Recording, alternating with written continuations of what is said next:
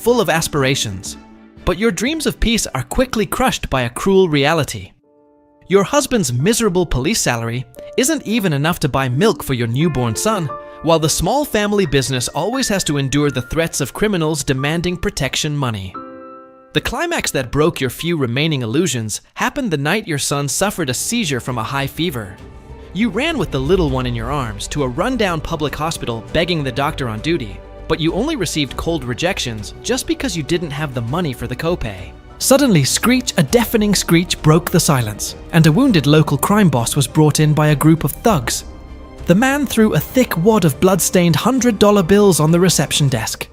Immediately, all the doctors and nurses rushed to save him, abandoning you and your son in a dark corner of the hallway. Your husband came running in his uniform, but seeing the mob boss, he could only lower his head cowardly. The police badge on his chest looked more rusted and useless than ever. As you held your son who was losing consciousness in your arms, your tears stopped falling, and your faith in justice was completely broken. The obsession with poverty and the fierce desire to protect your offspring at any cost began to sow a dark seed deep in your mind. A few days after the night of terror at the hospital, your son has escaped danger thanks to the money you had to borrow at suffocating interest rates from loan sharks. That night, your husband returns home reeking of cheap bourbon. He throws a paper bag full of dollars on the table. His fragile masculine ego, cruelly trampled at the hospital, pushed him to the option of accepting payoffs from the same crew as the mob boss from that night to look the other way as a truck loaded with weed passed through his checkpoint. Your husband trembles, terrified of being caught by internal affairs and sent to prison. Instead of being afraid or trying to stop him, like before, the image of your son writhing in the dark corner of the hallway and the screech of the mobster's tires suddenly make your throat close up. You stare at the wad of cash and then look at the stack of medical bills piled up on the table, and a small spark of hope shines in your mind. Calmly, you take the money and stash it away under the astonished gaze of your husband. You tell this to your close older brother, who runs a dive bar on the outskirts of the city. Being in contact with many local crime syndicates and witnessing their illegal transactions, he gives you a suggestion. Bring the money here to mix it with the revenue from the bar. You are the best with numbers in the family, you handle the books. Wash it clean and it will be yours. You glance out of the corner of your eye at your son's expensive box of medicine that was just bought with those dirty dollars. Then you turn to look at your brother. You take the ledger and officially nod your head. Several months after the nod in the dive bar, the records of medical debt have disappeared, replaced by thick accounting ledgers. Your outstanding math skills have transformed your brother's empty dive bar into a perfect money laundering machine, cleverly camouflaged under import invoices for liquor and food that never existed. The bags of cash that your husband smuggles in are no longer accompanied by a trembling fear, but by a bottomless greed. From being a low-ranking officer, thanks to the dirty money you wash to pay off the brass, your husband rises to the rank of captain, becoming a key informant who provides crucial data for the crew. Your family moves from the projects to a luxury apartment, and your son receives the most expensive medicines. You start to become addicted to the invisible power that numbers bring. You no longer wait passively for your husband to bring in the money, but actively suggest plans designing strategies to create shell companies so that the cash flow runs more smoothly. However, along with the piles of money that stack higher and higher, the smell of gunpowder on your husband's clothes becomes more intense every day. One night, he throws a bag of money covered in dried bloodstains on the table, bragging with a mocking smile about how the crew just wiped out a rival gang. You freeze a chill running down your spine. But instead of panicking and throwing it away like the times before, you silently take the bag to the bathroom, turn on the faucet, and scrub the bloodstains off every single bill. You look at your husband's face, which still bears traces of blood, and set a moral boundary for yourself saying, "You only manage the business. The murders outside are your husband's business, and you will never touch the product." You have become an accomplice, but you still believe you are clean. One day, your shipment of top-shelf liquor transported across state lines is delayed. You personally go down to the main warehouse to check and discover to your horror that under the false bottom of the oak barrels, there is no alcohol, but sophisticatedly packaged bundles of fentanyl. The final line has been crossed. Infuriated, you take the evidence to confront your husband. He, who is now an arrogant and paranoid kingpin, nods admitting it. He is igniting a bloody war with rival crews to monopolize the turf.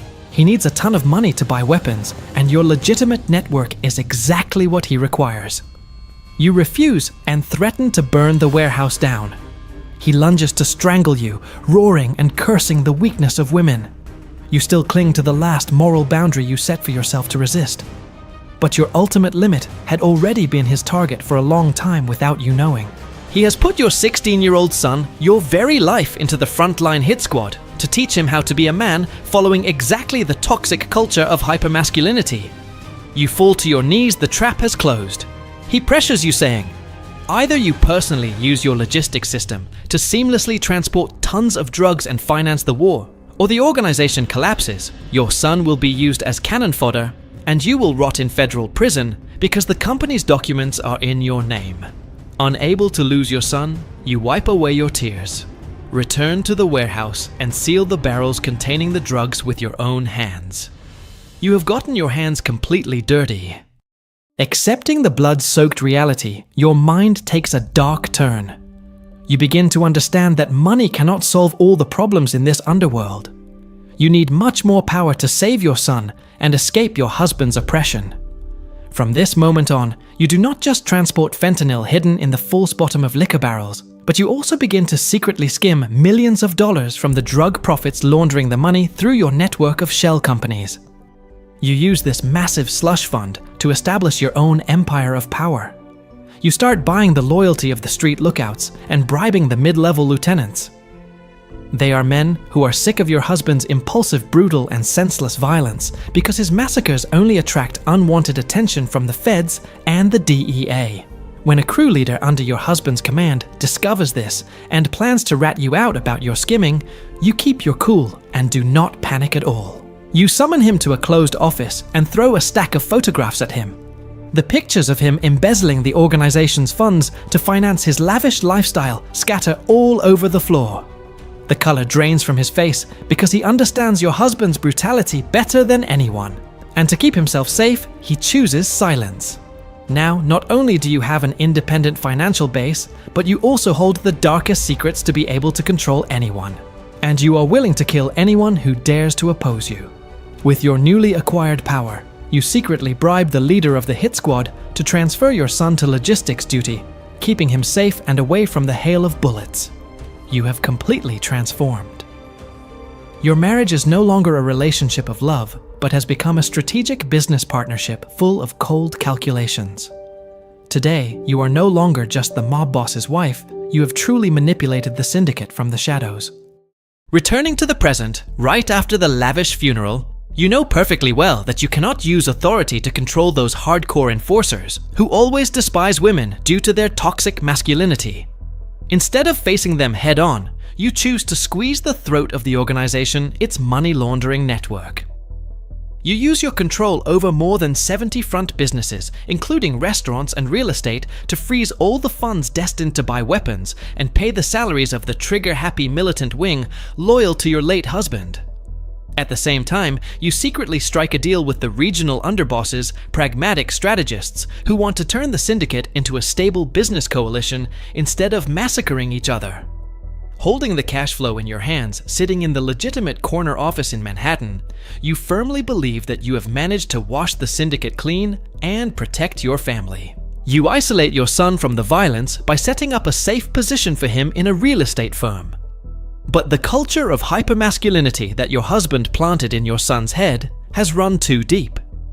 Just when you think your son is gradually stepping away from the bloodshed he is secretly meeting with the very same enforcer boss whose resources you just cut off. And what you feared so much has actually happened. Your son has transformed into another version of your husband and could even become much more ruthless. And at this very moment, he is secretly planning a revenge so brutal that you could never begin to imagine. The decision to completely cut off the financial resources of the militant wing did not bring the submission you expected. Instead, it unintentionally ignited a devastating hurricane. Just a few days later, the extremist group, now secretly commanded by your own son, launched a large-scale retaliation campaign called a scorched earth policy. The city of New York quickly sank into a sea of fire and absolute chaos, with fierce firefights breaking out regardless of day or night all over the streets. Hundreds of buses, trucks, and gas stations were doused with fuel and burned by them to form massive walls of fire that blocked the main highways and completely paralyzed any mobilization attempt by the National Guard. They even set fire to the big box stores to create a ghost town atmosphere, aiming to deal a direct economic blow to the syndicate bosses cooperating with you. Sitting in the CEO's office where you felt safe, you freeze when a video is sent to your phone. On the screen, your son is no longer the obedient and harmless real estate agent you always thought he was. Now he wears black tactical armor, coldly stepping over the bloody corpses of the cops who were just ambushed. Your son's sharp, empty, and brutal gaze pierces your eyes, making you tremble. The weight of guilt crushes your chest as you realize the most terrible irony of your life.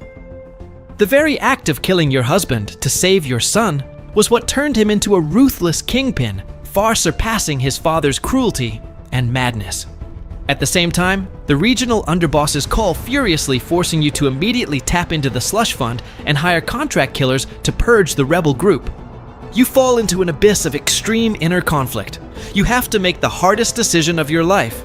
Give the order to slaughter your own flesh and blood to protect the corporate empire you worked so hard to build or stand by, and watch your crazed son destroy everything you traded your entire soul to create. Torn between protecting your empire and the cruelty of ordering a hit on your own son, you decide to seek one last chance. You secretly call your son's secure line, hoping to use a mother's love to convince him to stop the scorched earth war.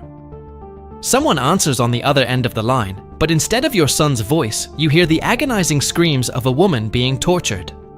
Every cell in your body turns to ice as you recognize that voice.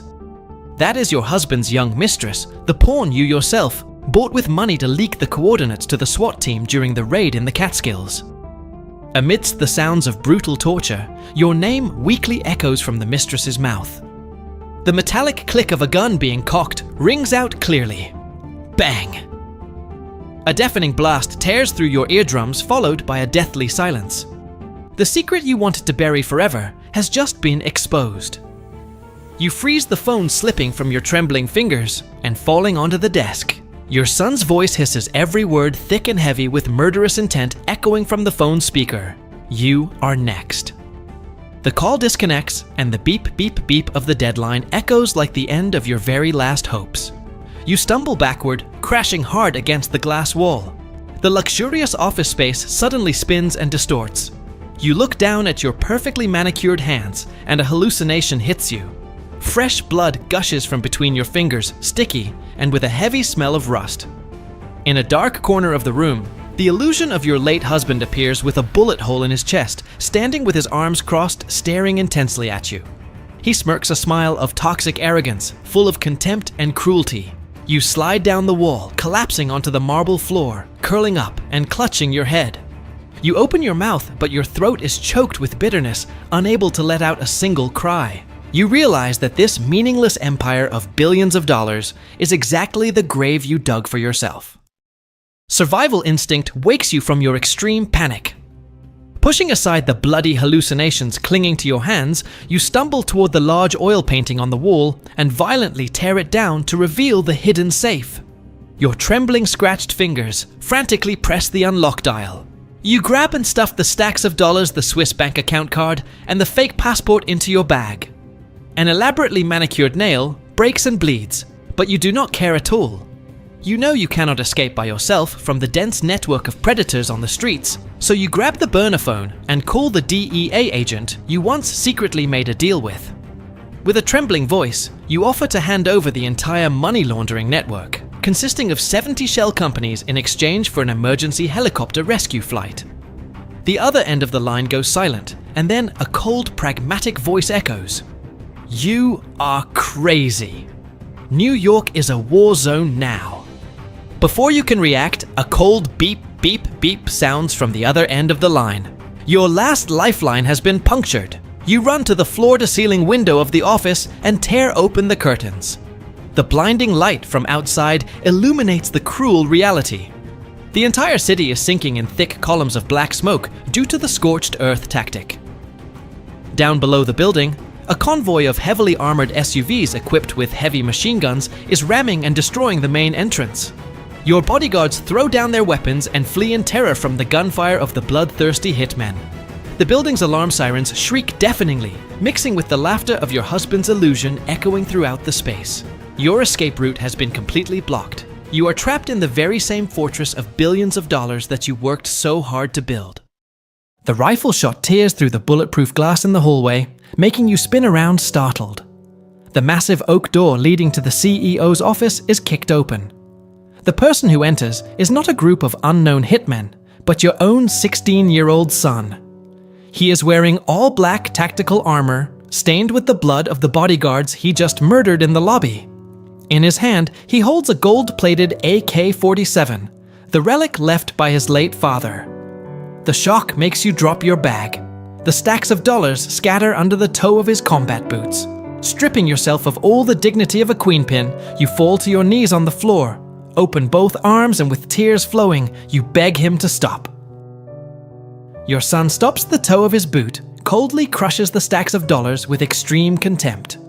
He slowly aims the barrel of the still smoking gun directly at the center of your forehead. His gaze no longer has the sparkle of a child, but is completely soulless like a killing machine that has been devoured by the cruel culture of hyper-masculinity.